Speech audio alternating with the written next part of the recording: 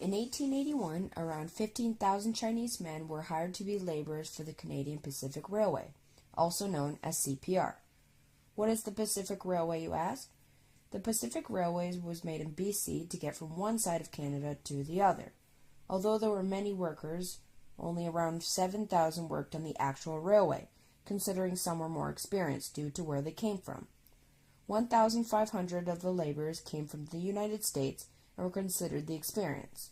Another fraction of the Chinese came from a company that Andrew Onderdock, the construction contractor, had been working with in Hong Kong. Eventually, 15,000 Chinese laborers were hired to construct 200 miles of the railway. But they weren't the only workers. There were white men hired along with them. Although they worked the same job, they were treated unfairly and different. One of the unfair situations were where the laborers were placed. The place where the Chinese worked was described as mountainous. The area was dangerous, making it super hard to work because of the many mountains.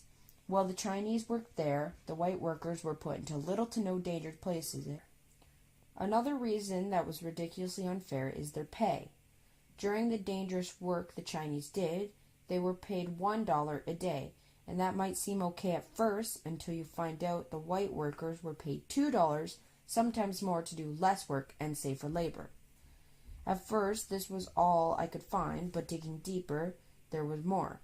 Supplies were not provided for the Chinese laborers, supplies like food, gear that you would need since they were living in camps, not houses. This was leaving them with unfair amount of pay and low living materials, unlike the white, who didn't have to pay for their gear while working. With all this unfairness going around, I developed another big question. How did they survive? The Chinese laborers had to live pretty rough. They slept in tents from the camps they lived at and/or boxcars. The Chinese had to cook outdoors on a fire, and the food they had to rely on was rice and dried salmon, with tea to tie them over. The reason food was so crappy was because they couldn't afford it. Surprise, surprise. With all this, they ended up getting sick due to a disease called scurvy. And without treatment, many died, all from unfairness. In the end, around 600 workers died from these situations. My main focus was to find out how they were untreated, but I also tried to find out why. From what I could find, a man named Lee Wayman was close to this topic, but I'm not sure if he was actually there.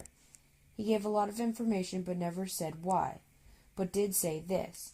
The Chinese laborers were considered undesirable, but it kind of brought up more whys. Maybe I'll save it for another inquiry.